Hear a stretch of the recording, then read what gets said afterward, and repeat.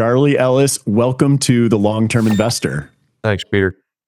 This is just a thrill for me, a career thrill. So much of your work has shaped my thinking on investing. Anytime you write anything, I feel like I absolutely have to read it. When I see that you're speaking, I have to see it. When I first read Winning the Loser's Game, that really kind of opened my eyes in understanding, what it is I'm up against as an investor. And so I was hoping today, before we get to your new book, just to have you talk a little bit about that. Do you mind defining what the loser's game is? Sure.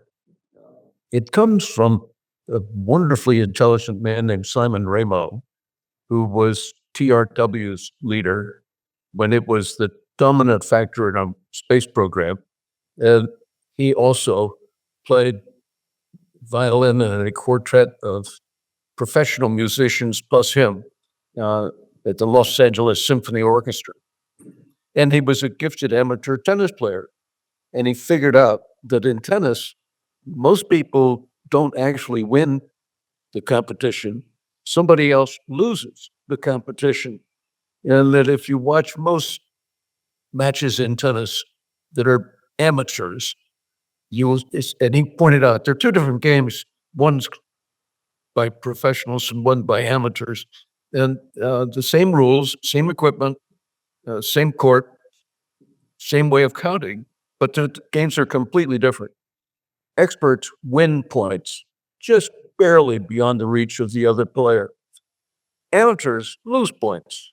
And if you want to win the match, what you have to do is just keep the ball in play and let the other person make the mistakes that inevitably will happen.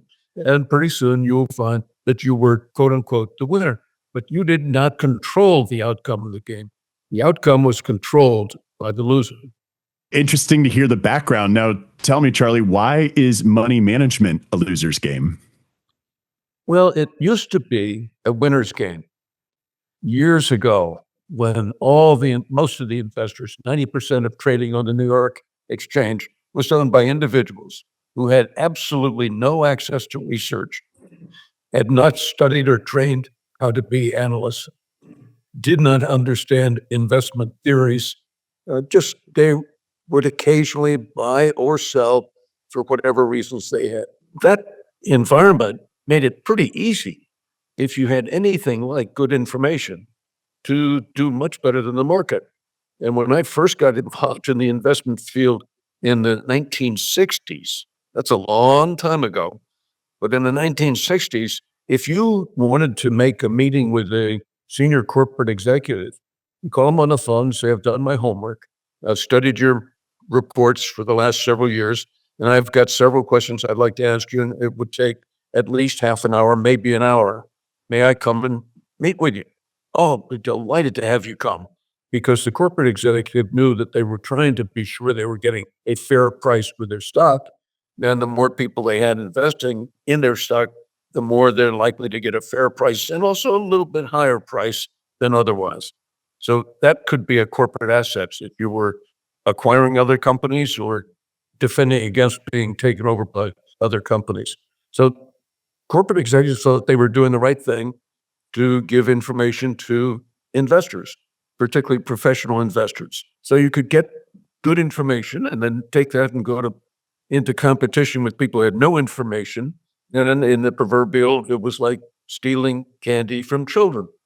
Well, that got changed a lot, massively changed, so much so that you wouldn't even recognize. And the world of investing today is candidly completely different. And I can give you a whole bunch of different illustrations if it would be helpful. Yeah, let's do that. Well, first of all, it used to be that 90% of trading was done by individuals.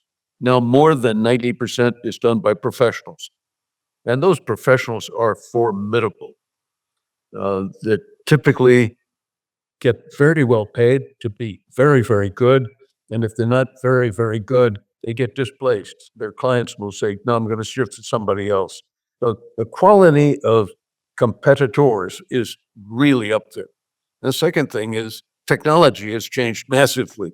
When I first got involved in the investment field, slide rules were the technology. Pretty exciting to have a slide rule. No, that's fine. But how about computing power? Now everybody has more computing power than anybody had 60 years ago. You carry it around in your pocket. It's called a cell phone. And you can do more calculations with that device than other people were able to do years ago. So big change. Another big change is the law. It used to be that there was no law against corporate executives giving information to individuals. Now, SEC has made it clear that any publicly listed company or publicly owned company that gives any useful information to anyone must make a concentrated effort to get that same information to everyone. So the obvious answer is you have a quarterly call. Everybody in the world can call in, listen to the same information, and then try to figure out what they could do that might give them a comparative advantage. But the leveling of the competition by giving everybody the same information at exactly the same time as a matter of law is really, really powerful. Then you think, okay, what else has changed? You're kidding. Mike Bloomberg's wonderful devices, the Bloomberg terminals, they are unbelievable in terms of what you can do to gather information, process it virtually any way you want to. And there are hundreds of thousands of those terminals all over the world. So anybody with anything like ambition to be really competitive has got one at the office, might have one at home, and there are many people that have one in their car so that as they're being driven to work, they can operate the terminal. Well, okay, the internet would be another technology, instantaneous distribution of information all over the world. Another change that's really important to keep in mind is it used to be that if you were a Canadian investor, you invested in Canada.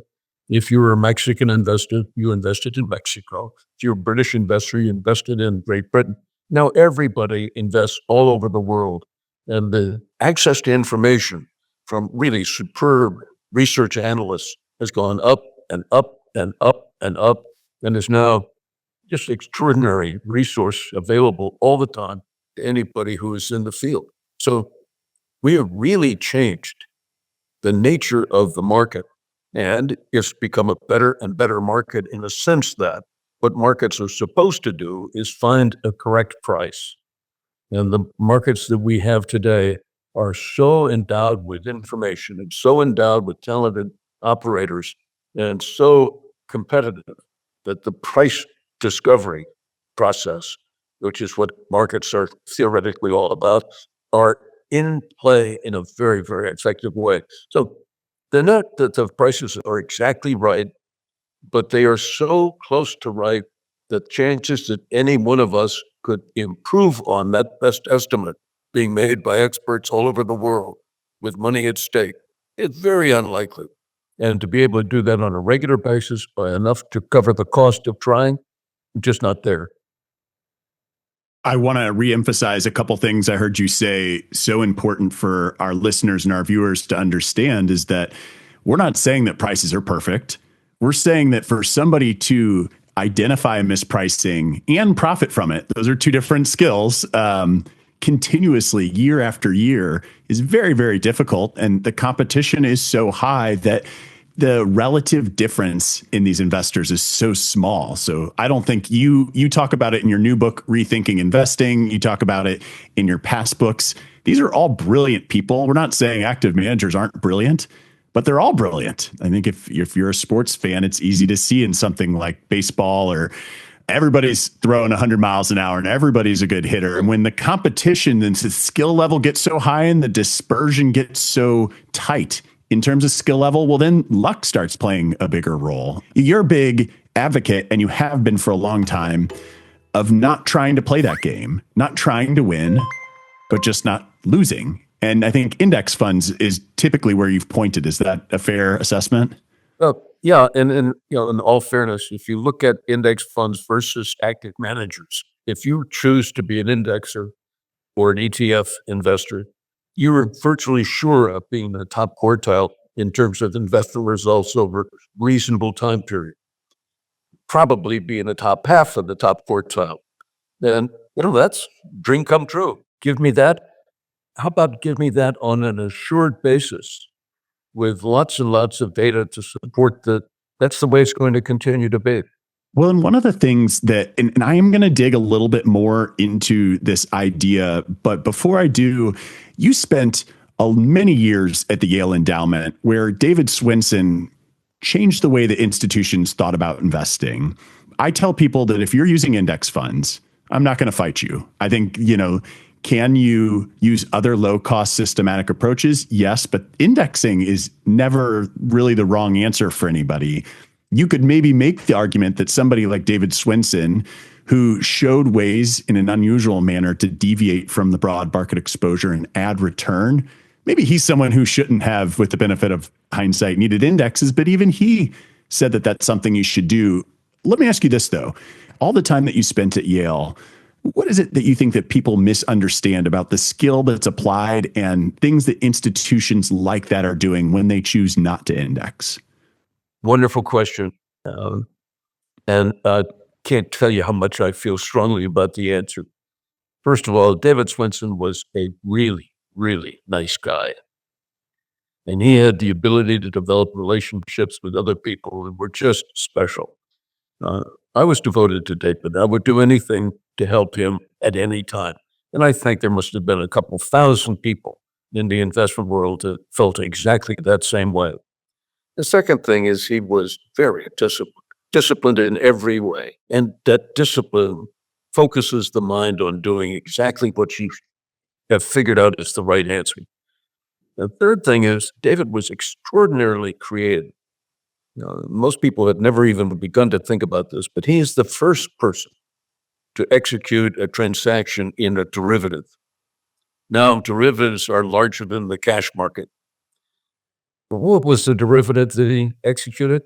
It was an interest rate swap between the World Bank and IBM.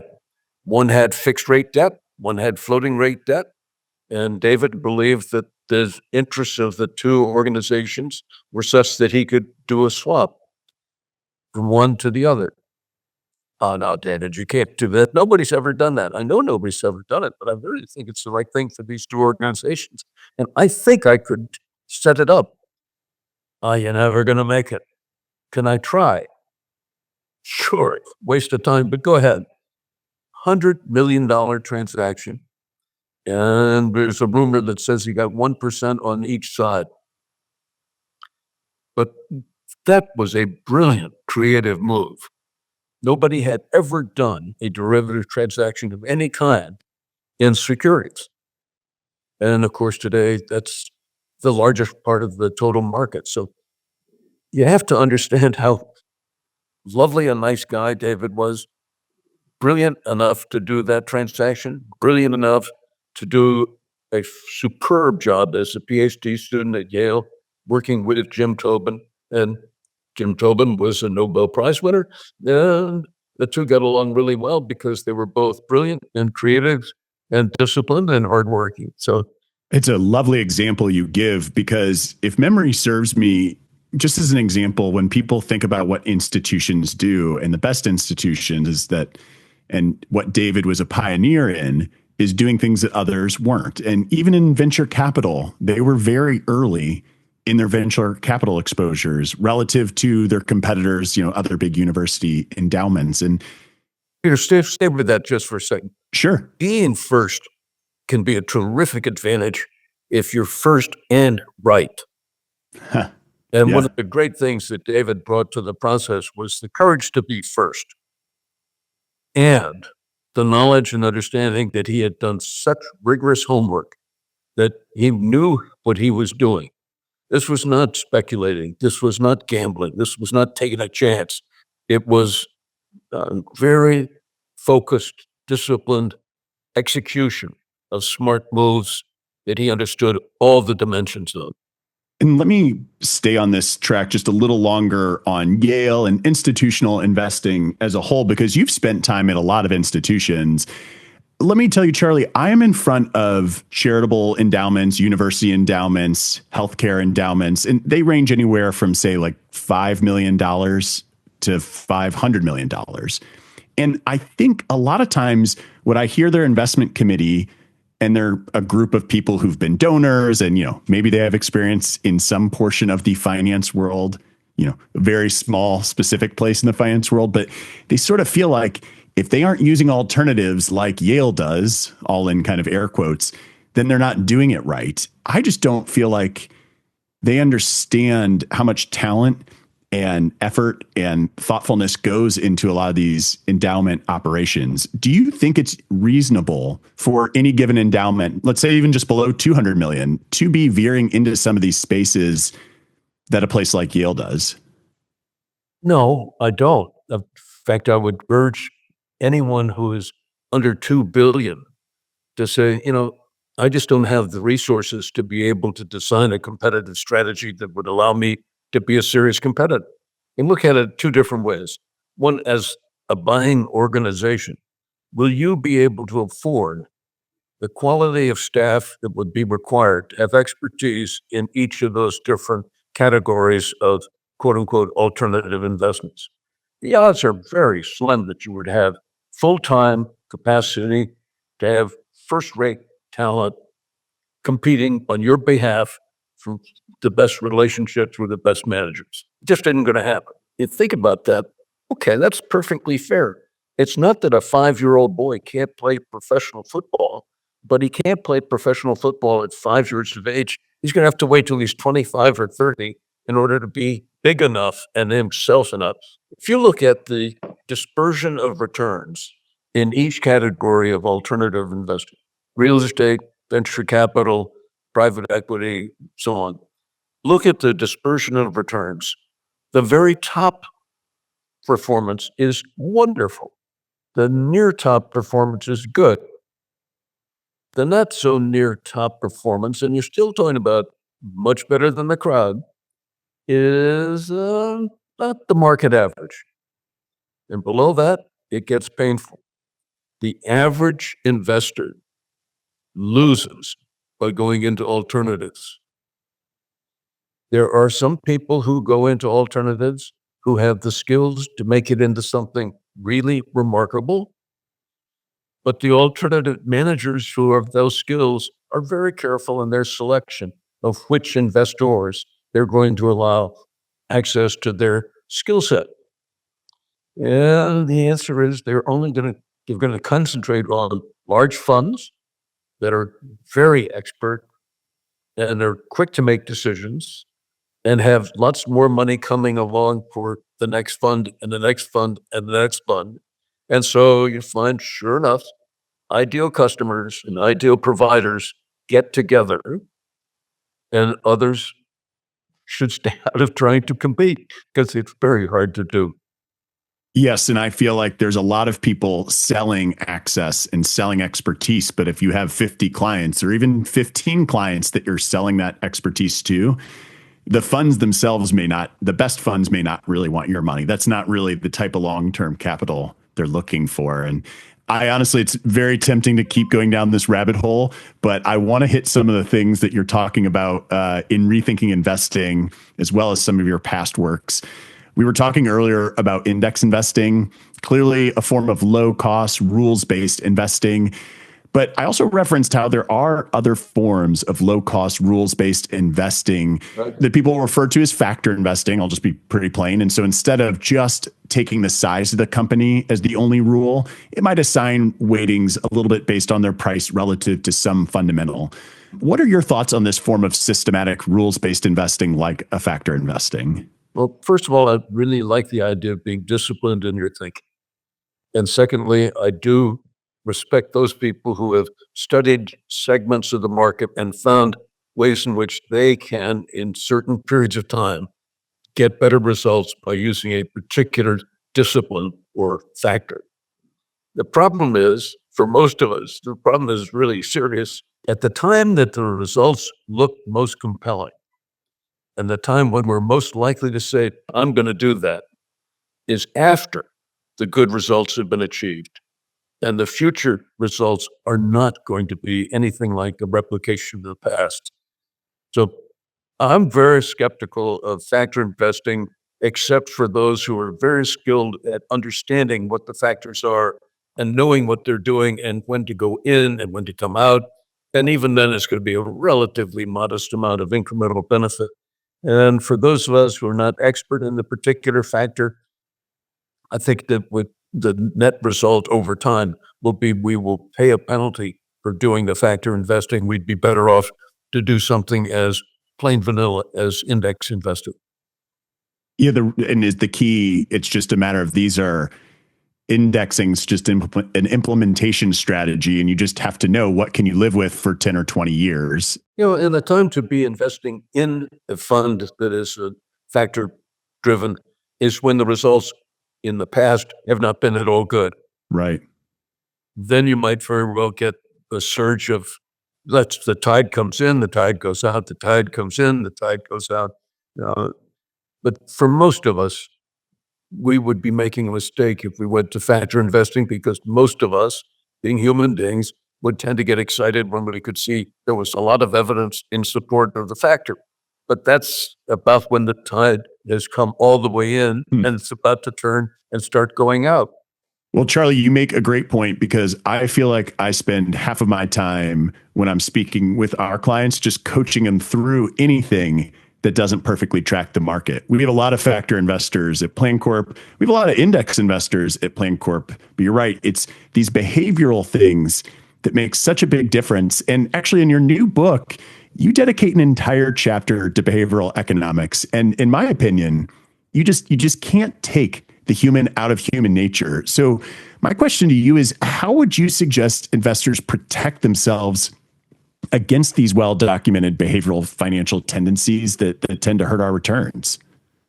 Well, first thing is to pay attention to what the behavioral economists are teaching us and study the data that they're producing. The chapter, you're right, a whole chapter on behavioral economics may sound like a lot, but actually it's the biggest single problem for most investors, and the penalty cost is huge. So one chapter seems like actually too little rather than too much. If you really want to get into it, Thinking Fast, Thinking Slow is probably one of the great books ever written about behavioral economics. Anybody that wants to be serious about investing should read that book at least once every year to remind them that as human beings, we are our biggest problem, and it's the way it's going to stay for a long, long time. So understanding the reality of behavioral economics, and that we're all in that place. We're all doing those sorts of things that we know we shouldn't do, at least when we're reading it in the book. Fine, but it is the biggest single problem. There is a solution, and it's really quite wonderful. We talk about indexing on ETFs as they're terrific because you have lower fees. Correct. They also are a fabulous protection against the perils and misbehaviors linked into behavioral economics, because indexing and ETFs are boring. They're not interesting. They're no fun. There's no excitement. So you kind of leave them alone. And it's a little bit like your mother taught you, don't pick at a scab. It won't heal as fast as if you just leave it alone. And if you do leave your scab alone, it does heal faster. And the same thing is true if you index or use ETFs. You are not all that excited by the market. You're not doing about responding to individual stocks behavior, because it's the same old, same old, same old. And you probably just benign neglect is actually a big positive. And let the market do what markets are doing when they're left alone, which is producing a terrific long-term rate of return. So I think anybody who was serious about investing needs to become proficient in understanding behavioral economics and what the problems are. And the easiest and most powerful data we've got is, over a long period of time, the average investor penalizes himself or herself by 200 basis points, or 2 full percent on average, year in and year out. If you think, well, the market rate of return is going to be something like 7%. Now, wait a minute, minus 2, 2.5%, 3% for inflation. Hey, wait a minute, this is starting to get pretty squeezed. Taking another 2% out because of behavioral economics, wouldn't it be great if you didn't have to take that extra 2% out? If you could leave it in there. going for compounding over the long term would be terrific. To me, that's the core value of this really short book. It's only 100 pages long, and it is a complete rethinking of investing. Why you don't need to have bonds because you can have a spending rule that smooths out the fluctuations, and how you can therefore emphasize equities in a major way because it really will work for you in the long run. So much in the way of a real opportunity that we tend to miss, but it's all sitting there. And in a very short book, that's what rethinking investing is all about. Well, I love that it's short. I think actually my most gifted book, I didn't tell you this before, is a book you co-authored with Bert Malkiel, The Elements of Investing. And I think sometimes the brevity and just focusing on those really key points are what is going to keep someone who's not really ready to read 400 pages on investing. It's what they need to see and hear and engage with. And I think your book did a great job really of just emphasizing that successful investing is simple, but it's not necessarily easy. Maybe you could highlight, there were a couple different things you felt like were required of an investor to have success. What are some of those things? Well, the first is to understand who you really are as an investor and what are you trying to accomplish. And that leads you to realizing, hey, wait a minute, long term is not 6 months. That's what the tax man says. Long term is I started investing in my 20s. I'm still investing in my 80s, maybe my 90s if I'm lucky. And wait a minute, that's 50, 60 years. That's long term for me. And if I am successful enough to leave something to my children, they're going to extend that 50 or 60 years out to 70, 80, 90 years. That's really important. And if you think about it, that gives you the freedom to do compounding, which Warren Buffett teaches all of us is the greatest force for good in the investment world. And if you compound and double every 10 years, which would be assuming a 7% return, if you double every 10 years, in 10 years, you go from 1 to 2, then from 2 to 4, then from 4 to 8, then from 8 to 16.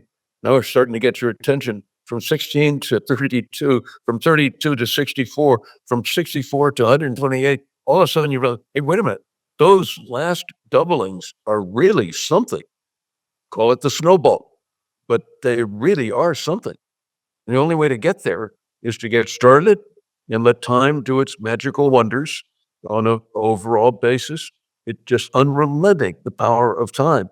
And if you think about it long term, you do have time. If you don't think about it long term, you will chop your investing into little bits and pieces, and you will never have the power of compounding working for you.